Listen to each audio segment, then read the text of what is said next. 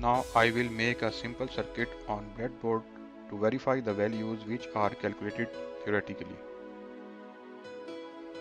This is the negative terminal of the power supply.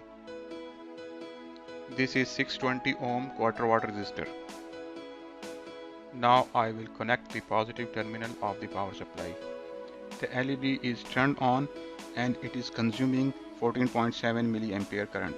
Now I will measure the voltage drop across the LED. According to the datasheet, it should be 3 volt.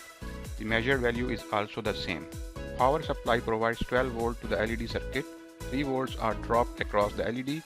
The remaining 9 volts are dropped across the 620 ohm series resistor. Now I will decrease the power supply voltage. As you can see, LED brightness and current drops when the supply voltage is reduced.